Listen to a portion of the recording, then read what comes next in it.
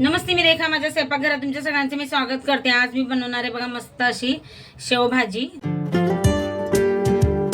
त्याच्यासाठी इथे मी कढईत थोडंसं तेल टाकून घेतलं. आता खोबरं मी भाजून घेते. चांगलं खोबरं आपल्याला चांगलं खरपूस भाजून घ्यायचंय, मस्त असं लालसर कलर होतं. हे बघा खोबरं पण असं भाजून घेतलंय मी मस्त. आता बाहेर काढून घेते आणि ह्याच्यात मी कांदे भाजून घेणार आहे. कांदे असे उभे चिरून घेतलेत.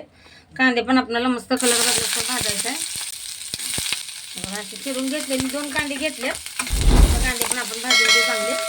हे बघा कांदा पण असा परतून घेतलाय मस्त मिनी. आता इथं 2 टमाटे घेतलेत बघा असे उभे चिरून. अद्रक, लसूण आणि हिरवी मिरची हे पण आता मी चांगलं असं भाजून घेणार आहे. याच्यासोबतच कांद्यासोबत चांगलं टमाटाचं मऊ झालं पाहिजे. हे बघा आता याच्यात परतून घेणार आहे. आता हे बघा टमाटे पण असे मस्त मऊसूत झालेत बघा.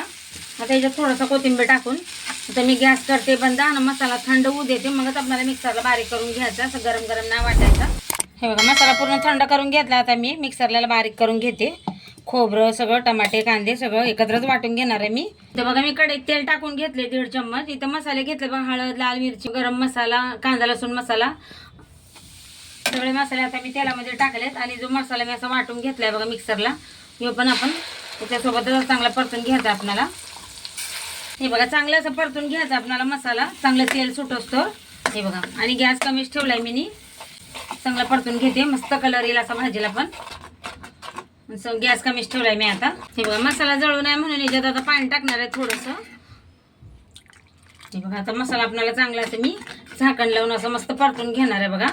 पाणी टाकलं का मसाला जळत नाही मग. हे बघा मस्त असा मसाला पण चांगला असा परतून घेतलाय बघा. तेल पण असं साईडला झालंय बघा. आता याच्यात टाकणार आहे मी पाणी. पाणी जसं आपल्याला रसा पाहिजे तसं त्या हिशोबाने टाकायचं. तुम्हाला भाजी कशी पातळ पाहिजे, घट्ट पाहिजे. आता मी इथं 1.5 गिलास पाणी टाकणार आहे. हे बघा आणि याला चांगलं असं उकळी येऊ देणार आहे मस्त असं. आणि मग त्याच्यामध्ये आपल्याला शेव टाकायची आहे. हे बघा आता याच्यात मी 1.5 गिलास पाणी टाकून घेतले बघा. आणि मीठ बघा नंतरच टाकायचं, म्हणजे आपल्याला भाजी त्या हिशोबाने समजतं किती मीठ टाकायचं काय. आता याच्यात आपल्याला चवीपुरतंच मीठ टाकायचं आहे, जास्त नाही टाकायचं. आता हे मिक्स करून घेऊ आपण. आता चांगलं उकळू येऊ देऊ याला. हे बघा किती मस्त अशी उकळी आली बघा, तरी पण आली बघा वरती एकदम मस्त. आता इथं मी शेव घेतली बघा अशी. आता ही शेव पण टाकून घेते याच्यात. आणि आता गॅस करते बंद. हे बघा किती मस्त बनली आपली भाजी. आता याच्यावर टाकायची बारीक चिरलेली कोथिंबीर. आणि आता गॅस करणार आहे मी बंद. हे बघा मस्त झाली आपली शेवभाजी पण. तुम्ही याला भाकरी सोबत खाऊ शकता, चपाती सोबत. लाईक सबस्क्राईब नक्की करा.